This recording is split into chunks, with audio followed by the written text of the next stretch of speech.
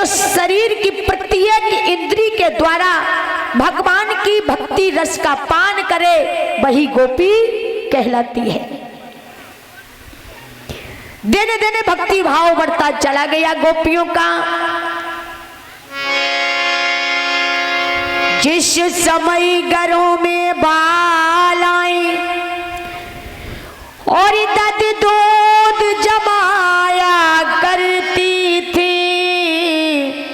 उस समय मनोहर वाणी से और कृष्ण को बुलाया करती थी। जित चोर तुम्हारे खाने को रखा है दई ठिकाने पर, मेरे लाला मेरे मोहन आ जाओ इसी बहाने पर। गायों का दोहन करने जाती हैं, भगवान को याद करती हैं, लेकिन आजकल तो मेरी माता बहनों मॉडल जमाना हो गया। गाय का दूध भी मशीनों के द्वारा निकलने लगा है। पुराने जमाने में हमारी माताएं चाकी चला करके 5 किलो आटे को प्रतिदिन पीसा करती थी, जो मिट्टी की चाकी होती थी। चाकी वाला भी गाना हो करता था, भजन गाया करती थी, तो उस चाकी वाले आटे में इतना स्वाद होता था, इतना मिठास होता था, जो आज के आटे में मिठास खत्म हो गया। शाम को दूध को जमाती थी, तब भी भगवान को याद करके उस दूध को जमाती थी। उस दही में और उस मट्ठे का स्वाद आज के स्वाद से बहुत गुना ज्यादा था। क्यों? भक्ति भाव का भजन करते करते जो गृहस्थी का काम करता है, उसके प्रत्येक काम में स्वाद ही स्वाद बढ़ता चला जाता है। गोपियां भगवान को इतना प्रेम करती हैं, अंत में भगवान कन्हैया कहते हैं कि शेष महेश गणेश दिनेश सुरेश जाई निरंतरी गावे,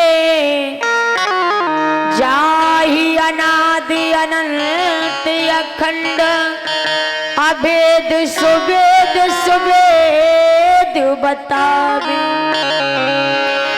कि नारद से सुख व्यास रटे, पची पारे तो पुन पार न पावे।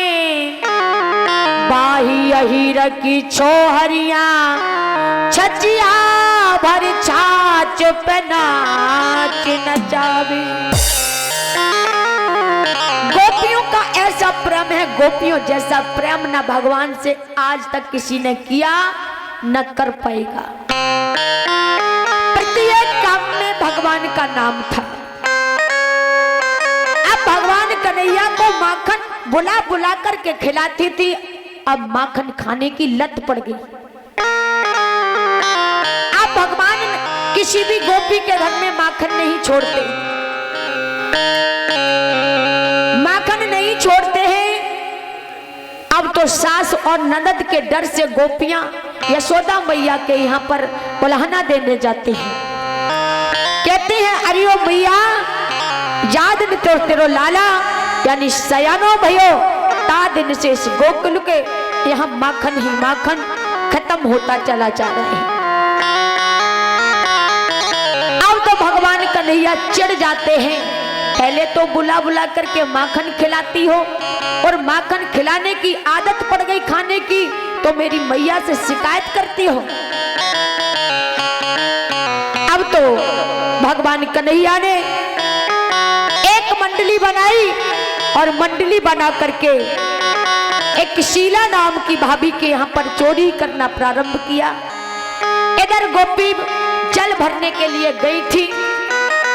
भगवान ने मनसुका सुदामा दामा को बुलाया अपने ग्वाल वालों को और कहा कि मनसुका आज हम सब मिलकर के उस गोपी के आंगन में चोरी करेंगे जो बार बार मेरी मैया के पास शिकायत लेकर के जाती है। घोड़ा बनाया और एक ग्वाल को रखवाली करने के लिए गेट पर खड़ा कर दिया। गेट पर खड़ा कर दिया भगवान सबसे ऊपर, जहां छीके पर पहले मकानों में अलमारी नहीं हुआ करती थी, मिट्टी के मकान होते थे।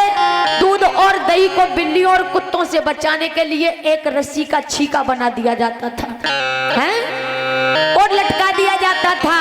माखन की मटकी वही लटकी है। एक दूसरे के ऊपर ग्वाल वाल चढ़ते गए चढ़ते गए चढ़ते गए और सबसे ऊपर भगवान कन्हैया।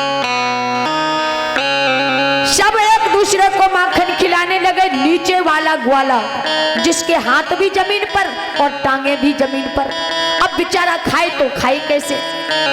आवाज लगाता है नीचे से, और कन्हैया तू माखन खाता जा रहा है, सबको खिलाता जा रहा है, क्या मैं सबका भार सहने के लिए ही बना हूं? अगर मैं निकल करके चला न गया तो सब नीचे गिर जाओगे। भैया मैं तुझको भी माखन खिलाऊंगा। ऊपर वाले ग्वाला ने जैसे ही माखन खिलाया तो बेचारे मुख तक नहीं पहुंच पाया, सब माखन पोलों पर लग जाता है। बेचारा जीभ से चाट कर ही स्वाद ले लेता है। तब तक गेट वाले ग्वाला ने देखा कि सामने से गोपी चली आ रही है। गेट वाले ग्वाला ने चिल्लाया, ओ भैया गोपी आ गई। अब तो सब गोपी